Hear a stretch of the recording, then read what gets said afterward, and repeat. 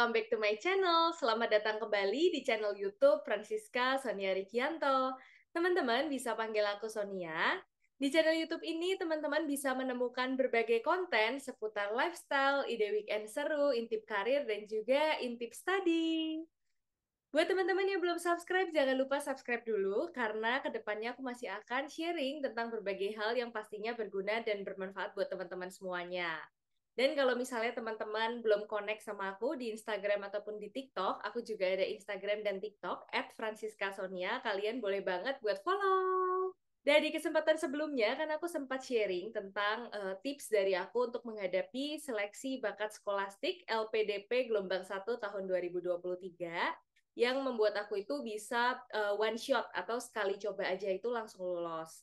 Nah, di kesempatan kali ini, karena banyak juga nih di DM Instagramku tuh yang request, Kak Sonia bagi-bagi tips dong buat tes atau seleksi substansi, atau nama sederhananya adalah tes wawancara gitu ya. Itu kira-kira kisi-kisi atau tipsnya itu seperti apa? Dan di video kali ini itu aku bakal share ke teman-teman semuanya tips dari aku untuk menghadapi tes substansi atau tes wawancara di LPDP. Mungkin buat teman-teman yang belum kenal, jadi kayak aku kenalan lagi juga, aku tuh sebenarnya salah satu award di LPDP yang akan berangkat ke UK atau United Kingdom di September ini. Karena aku itu dapat beasiswa full scholarship dari LPDP. Terima kasih LPDP udah mendanai buat study abroad, buat kuliah ke luar negeri untuk S2. Harapannya buat teman-teman semua yang lagi nonton video ini juga dilancarkan dalam tahapan proses seleksi LPDP-nya ya, dan bisa lolos juga untuk belajar di negara dan juga kampus yang ingin kalian tuju. Nah, oke, sekarang aku akan share ke teman-teman tips dari aku ya, yang aku alamin di interview atau tes seleksi substansi LPDP 2023 gelombang 1 kemarin. Ini bukan bocoran, jadi belum pasti apa yang aku alami itu akan sama di teman-teman, karena bisa aja regulasi di tiap tahun atau di tiap gelombang itu juga berbeda. Tapi paling enggak biar teman-teman dapat kisi-kisi atau bayangannya lah ya, kira-kira kalau menghadapi seleksi substansi itu apa aja yang harus dipersiapkan, apa saja yang harus dilakukan, do and don'ts-nya seperti apa gitu. Terus tips ketujuh dari aku, teman-teman itu harus on time guys. Jadi interview LPDP, misalnya aku itu dapat jadwal jam 11 siang. Itu bisa banget maju guys. Kalian harus hati-hati deh, at least 1 jam sebelum jadwal interview kalian, itu sebaiknya kalian standby aja gitu di Zoom-nya.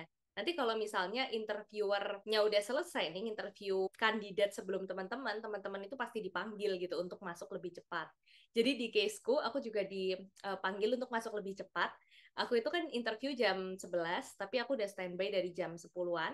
Terus 10.30 atau 10.35 atau 10.40 gitu, sekitar segitu. Itu aku langsung dipanggil untuk masuk untuk interview. Bayangin aja kalau misalnya teman-teman itu nggak on time, ataupun ngepas banget nih datangnya jam 11, ataupun terlambat. Kan pastinya juga memberikan impresi yang kurang baik sama interviewernya. Jadi pesan dari aku harus extra on time. At least siapin aja 1 jam gitu ya, buffer itu menurut aku udah cukup banget. Kalau teman-teman lebih rajin lagi dan gak ada kerjaan lain ya silahkan aja 2 jam, tapi kalau dari aku saran 1 jam udah cukup. Terus tips ke-8, jangan lupa sebelum interview tuh kalian harus baca buku panduan. Ingat ya, sekali lagi kemarin di tes substansi aku juga udah minta teman-teman buat baca buku panduan. Itu penting banget karena di sana itu diatur apa aja do-nya, apa aja don'ts-nya gitu kan, apa aja ya aturan-aturan mainnya gitu ya. Teman-teman harus baca kalau ada buku panduannya, atau at least misalnya kertas tata cara gitu, kadang-kadang kan ada, itu teman-teman harus baca sih sampai teman-teman benar-benar ngerti gitu. Contoh yang paling sederhana, jadi kalau ketika tes substansi atau tes wawancara itu juga sama, tidak boleh ada orang lain di ruangan kita. Terus nanti kameranya itu biasanya dites gitu 360 derajat, kanan, kiri, atas, bawah, depan, belakang, ada orang nggak gitu kan. Dicek untuk benar-benar memastikan apakah teman-teman itu ada di situ sendirian atau enggak nih. Terus tips ke-9 dari aku, kalian harus mastiin, ini penting banget guys, kayak koneksi internet itu harus stabil. Terus yang kedua, yang ke-10 deh, tips ke-10 adalah baterai laptop teman-teman itu di-charge penuh guys. Karena kemarin itu kejadian di aku, jadi aku itu interview jam 11. Aku sudah persiapan dari jam 10 atau 10.15, ya kan, untuk online lah, untuk nyalain dan segala macam, nyalain laptop dan segala macam.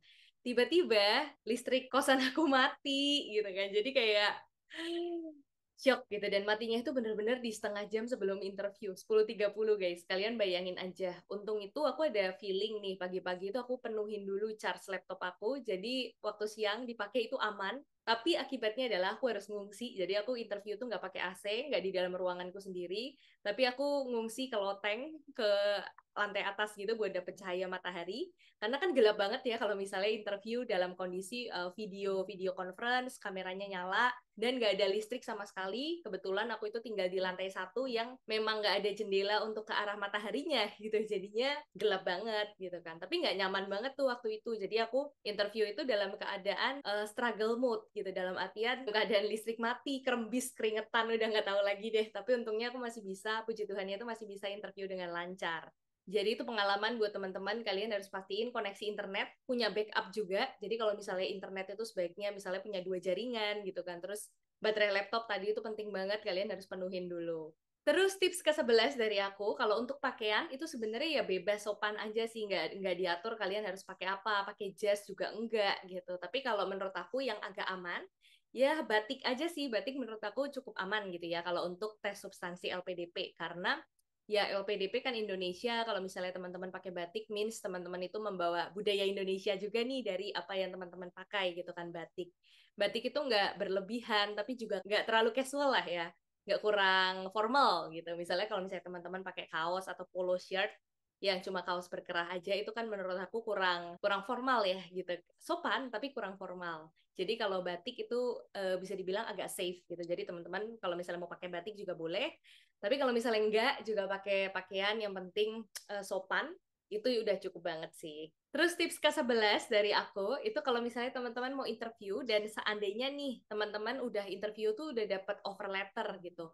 Saran aku teman-teman sebaiknya di print aja itu offer letter. Jadinya menunjukkan kalau teman-teman itu benar-benar udah berprogres nih untuk berjuang mendapatkan universitas yang kalian mau. Jadi effort kalian itu juga bisa dilihat oleh timnya LPDP, karena mereka bisa aja bertanya kayak apa aja sih yang udah kamu lakukan untuk mempersiapkan S2 kamu ini atau untuk mempersiapkan mimpi-mimpi kamu ini gitu. Bisa aja ada pertanyaan seperti itu. Nah, di case aku kemarin juga ditanya, kamu kan daftarnya dari jalur non LOA, belum punya LOA saat pendaftaran, tapi di tengah perjalanan sebelum interview itu puji Tuhannya aku dapat LOA dari beberapa universitas. Jadinya aku print dan aku tunjukkan memang aku akan masuk ke universitas pilihan pertama aku, yaitu University of Sheffield.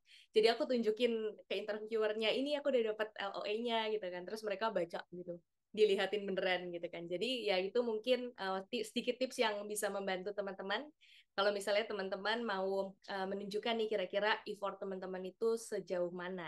Terus yang ke-12, kalau misalnya teman-teman kan pasti nih interviewer itu kadang-kadang juga menguji teman-teman, dikasih pertanyaan sampai teman-teman itu merasa misalnya terdesak atau pengen marah gitu. Itu saran aku adalah teman-teman itu harus banget bisa manage emosi kalian. Jadi kalau misalnya dikasih pertanyaan, senyebelin apapun gitu pertanyaannya, jangan sampai kalian marah. Kalian harus tetap sopan dan jelasinnya itu baik-baik gitu. Karena kan pasti kepribadian kalian itu juga dinilai ketika interview atau ketika tes substansi. Jadi jangan sampai teman-teman itu emosional gitu, being too emotional when you are in the interview. I think that's all sih. Untuk secara general tipsnya itu dari aku ada 12. Tapi before that, sebelum interview atau tes seleksi substansi, itu sebenarnya aku juga mempersiapkan, ini another tips ya, another extra tips. Aku itu juga mempersiapkan list pertanyaan, kira-kira apa aja sih yang potensial bakal keluar, dan aku udah mempersiapkan tuh, kalau misalnya ditanya ini, aku akan jawabnya poin ini. Nggak dihafalin sama sekali. Jangan sekali-sekali interview tuh dihafalin, itu kelihatan banget. Tapi at least teman-teman udah tahu, kalau misalnya ditanyain A, teman-teman akan menjawabnya seperti apa. Kalau ditanyain pertanyaan Z, teman-teman akan jawabnya apa gitu. Itu teman-teman harus siapin, dan aku itu siapin dalam bentuk Excel. Kalau misalnya nih teman-teman mau, kalau videonya rame, kalian bisa komen aja di bawah gitu. Kalau kalian mau aku share, itu tuh aku bikin sampai banyak banget guys, sampai kayak sekitar 50 probably gitu, 50 atau hampir 50, 40-an pertanyaan.